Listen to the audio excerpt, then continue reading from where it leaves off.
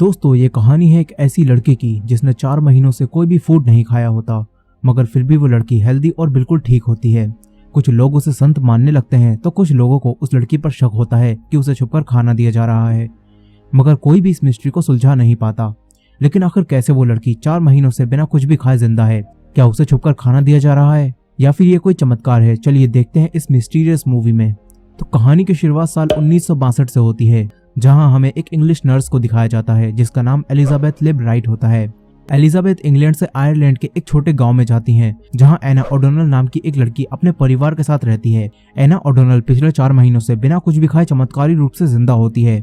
कुछ लोगों को एना पर शक होता है तो कुछ लोगों को वो चमत्कारी लगती है, और इसीलिए गांव वालों ने मिलकर एक कमेटी बनाई होती है, और वो कमेटी बाहर से एक नर्स यानी एलिजाबेथ को बुलाते हैं ताकि वो एना पर नजर रखकर सच का पता लगा सकें और इस मिस्ट्री को सॉल्व कर सकें। एलिजाबेथ के साथ एक नन को भी एना पर नजर रखने के लिए बुलाया जाता है, जिनका नाम सिस्टर माइकल होता है। उन दोनों की शिफ्ट तय कर दी जाती है, लेकिन नन और एलिजाबेथ को आपस में बात करने की परमिशन नहीं दी जाती। उन दोनों को कहा जाता है कि उन्हें 14 दिनों में अपनी रिपोर्ट तैयार करके कमेटी को देनी है। इसके बाद एलिजाबेथ को एक डॉक्टर एना के घर ले जाता है। एना का परिवार गांव से काफी दूर रहता है और एना से मिलने रोज कई सारे लोग आते रहते हैं। यहाँ आकर एलिजाबेथ एना के परिवार से मिलती है। एना का परिवार काफी ज्यादा रिलीजियस होता है। अब इसके बाद एलिजाबेथ एना से मिलती है। एलिजाबेथ एना को चेक करती है। एलिजाबेथ को एना बिल्कुल ठीक लगती है। फिर एलिजाबेथ एना को बताती है कि वो यहाँ उस पर नजर रखने आई है, लेकिन उसे खाने से मना नहीं किया जाएगा। इस पर एना कहती है कि उसे खाने की जरूरत नहीं है, वो माना पर जिंदा है जो कि हेवन से है। बेसिकली उसका मानना है कि उसे हेवन से खाना मिलता है। अब इसके बाद जब एलिजाबेथ एना के परिवार के साथ खाना खा रही होती है तो एलिजाबेथ ओडोनल फैमिली की एक पिक्चर देखती है जिसमें एना का भाई भी होता है। एलिजाबेथ एना की मॉम से एना के भाई के बारे में पूछती है। एना की मॉम बताती है कि वो मर चुका है।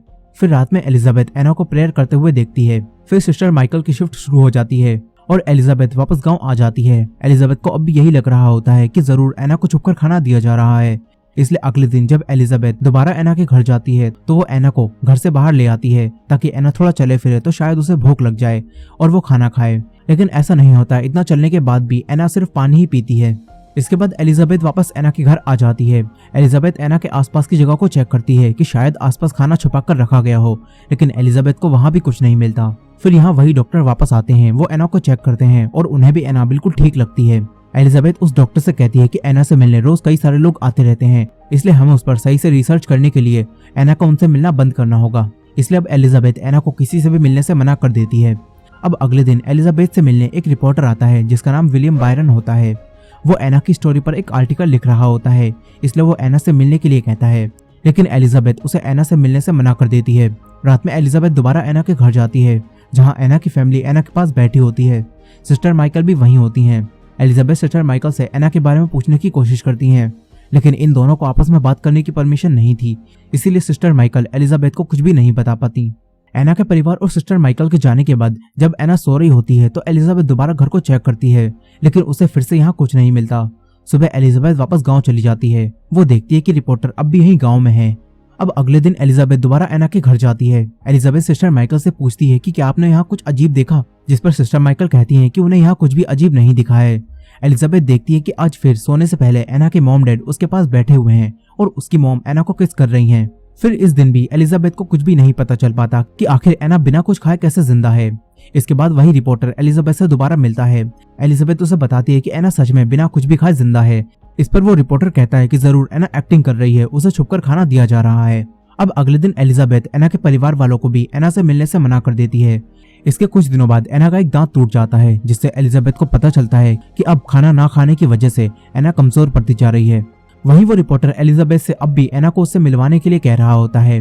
फिर इसके बाद एक दिन एलिजाबेथ को एना की सिस्टर से पता चलता है कि वो रिपोर्टर यानी विलियम पहले इसी गाँव में रहता था और उसकी फैमिली भी यही थी, लेकिन जब अकाल पड़ा तो उसकी फैमिली उसमें मारी गई और उस वक्त विलियम यहाँ नहीं था।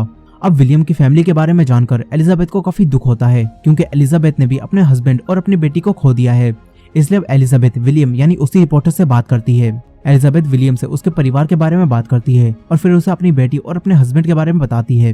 और फिर अगले दिन एलिजाबेथ विलियम को एना से मिलवाती है। यहीं एलिजाबेथ को पता चलता है कि एना एक दिन में 33 बार प्रेयर करती है। इसके बाद विलियम एना से बात करता है। फिर रात में एलिजाबेथ एना के मॉम डैड को बताती है कि दिन प्रतिदिन एना बहुत कमजोर पड़ती जा रही है और अगर उसे खाना नहीं मिला तो उसके साथ कुछ भी हो सकता है। इसलिए एलिजाबेथ एना के मॉम डैड से कहती है कि आपको उसे खाने के लिए कहना चाहिए। मगर एना के डैड कहते हैं कि वो ऐसा नहीं कर सकते। वो कहते हैं कि एना ने मुझे उसके बर्थडे पर कसम दिलाई थी कि मैं उससे कभी भी खाने के लिए ना कहूँ, इसलिए एना के डैड एना से खाने के लिए नहीं कह सकते। यहीं अब एना भी दिन प्रतिदिन कमजोर होती जा रही थी और एलिजाबेथ को एना की काफी चिंता थी। इसलिए एलिजाबेथ अब एना के परिवार से सूप लेकर एक पाइप से एना को जबरदस्ती वो खिलाने की कोशिश करती है। एना को इससे काफी तकलीफ हो रही होती है और एलिजाबेथ को भी एहसास होता है कि वो एक बच्ची के साथ इस तरह जबरदस्ती नहीं कर सकती। इसलिए एलिजाबेथ उस पाइप को उसके मुंह से निकाल देती है और एना अब भी कुछ नहीं खाती। फिर अगले दिन एना जब एलिजाबेथ को गांव का पवित्र तालाब दिखाने ले जाती है तो एना कमजोरी की वजह से वहीं बेहोश होकर गिर जाती है। एलिजाबेथ और विलियम एना को उसके घर तक लाते हैं। विलियम और एलिजाबेथ ये जानते थे कि ये कोई भी चमत्कार नहीं है, इसीलिए विलियम एलिजाबेथ से कहता है कि तुम्हें इस सब को खत्म करना होगा, नहीं तो वो बच्ची मर जाएगी। और अब एलिजाबेथ एना के लिए काफी परेशान होती है। वो खाना खाते वक्त एना के बारे में ही सोच रही होती है और तभी एलिजाबेथ को कुछ याद आता है।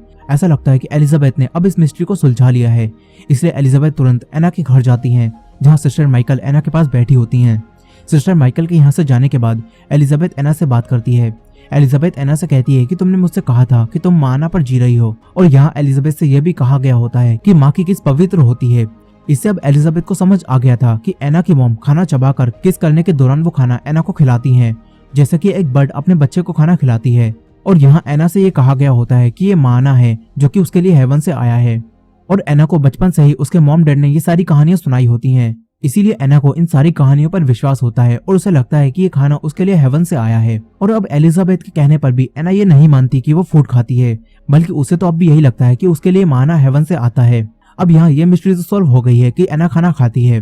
फिर इसके बाद एलिजाबेथ एना से उसकी प्रेयर के बारे में बात करती है। एना बताती है कि उसे दिन में 33 बार प्रेयर करनी होती है, वो भी फास्ट रखकर, ताकि वो एक आत्मा को हेल से निकलवा सके, और वो आत्मा उसके भाई की है। ये सुनकर एलिजाबेथ कहती है कि तुम्हारा भाई तो एक मासूम बच्चा था, वो हेल में क्यों होगा। इस पर एना एलिजाबेथ को बताती है कि जब वो 9 साल की थी तो उसके भाई ने एना के माइंड को कई सारी कहानियां सुनाकर मैनिपुलेट कर दिया था और फिर उसका रेप किया था, और फिर रात में उन दोनों ने शादी भी कर ली थी। और एना उस वक्त काफी छोटी थी, वो सिर्फ 9 साल की थी, इसलिए उसने अपने भाई की इन कहानियों पर विश्वास कर लिया था। लेकिन कुछ दिनों बाद एना का भाई बीमार हुआ और मर गया, और फिर जब ये सारी बात एना ने अपने मॉम डैड को बताई तो उसकी मॉम ने अपने बेटे की मौत के लिए एना को ही दोषी ठहराया। और जैसा कि हमने कहानी के शुरू में जाना था कि एना का परिवार काफी ज्यादा रिलीजियस था, इसीलिए एना की मॉम डैड ने एना को फास्ट रखकर प्रेयर करने के लिए कहा, ताकि इससे वो अपने बेटे की आत्मा को हेल से निकलवाकर हेवन में भिजवा सके। अब यहाँ एना तो एक बच्ची थी और उसके मॉम डैड ने उसे ये सारी कहानियां बचपन से ही सुनाई थी, इसलिए एना ने इन कहानियों पर विश्वास कर लिया था। मगर अब एलिजाबेथ एना को बताती है कि उसके भाई की मौत में उसकी कोई भी गलती नहीं है। यहाँ एलिजाबेथ को ये सब जानकर काफी दुख होता है कि इतनी छोटी उम्र में एना को ये सब सहना पड़ा। अब ये सब जानने के बाद एलिजाबेथ समझ चुकी थी कि ये सब एना की मॉम जानबूझकर कर रही हैं ताकि एना भी मर जाए। हालांकि उसके मॉम डैड भी अपनी बेटी से प्यार करते थे, लेकिन वो पुरानी कहानियों पर काफी ज्यादा विश्वास करते थे और उन्हें लगता था कि उनका बेटा हेल यानी जहन्नम में हमेशा के लिए जल रहा होगा, इसलिए वो ऐसा कर रहे थे ताकि वो अपने बेटे को हेल से निकलवा सके। यहीं अब एलिजाबेथ को भी किसी भी तरह एना को बचाना था, लेकिन एलिजाबेथ ये सारी बातें कमेटी को भी नहीं बता सकती थी, क्योंकि इससे फिर एना की जिंदगी ही बर्बाद हो जाएगी।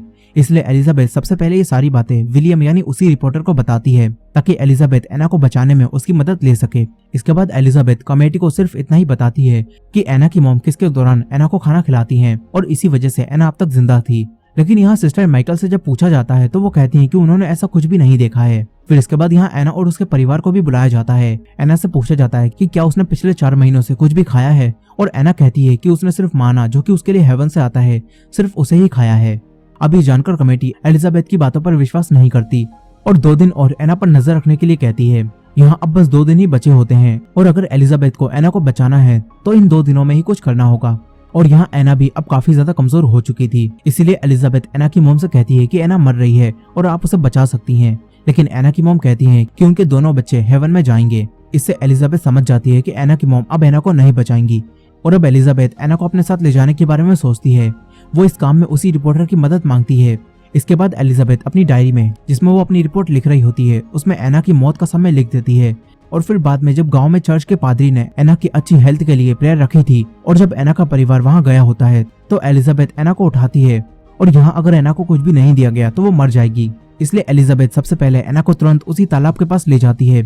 यहाँ एना अपनी आंखें बंद कर लेती है और फिर जब एना दोबारा अपनी आंखें खोलती है तो एलिजाबेथ एना को दूसरे नाम से पुकारती है। एलिजाबेथ ने एना को अब बताया होता है कि पुरानी एना अब मर चुकी है और अब एना को एक दूसरी जिंदगी मिली है जिसमें उसके साथ कुछ भी नहीं हुआ है, और एना एलिजाबेथ की बातों पर भी विश्वास कर लेती है। इसके बाद एलिजाबेथ सबसे पहले एना को कुछ खिलाती है। बाद में वही रिपोर्टर आकर एना को यहाँ से ले जाता है।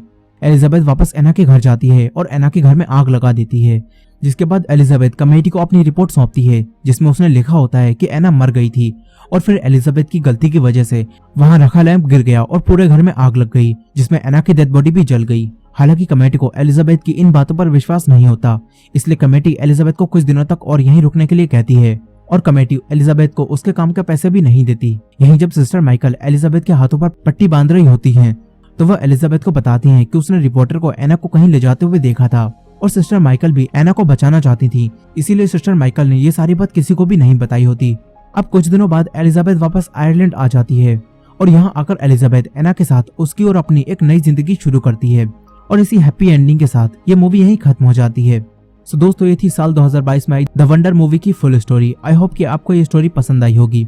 वीडियो पसंद आई हो तो वीडियो को लाइक करना मत भूलिएगा और चैनल पर नए हो तो चैनल को सब्सक्राइब कर लीजिए। मिलते हैं नेक्स्ट वीडियो में।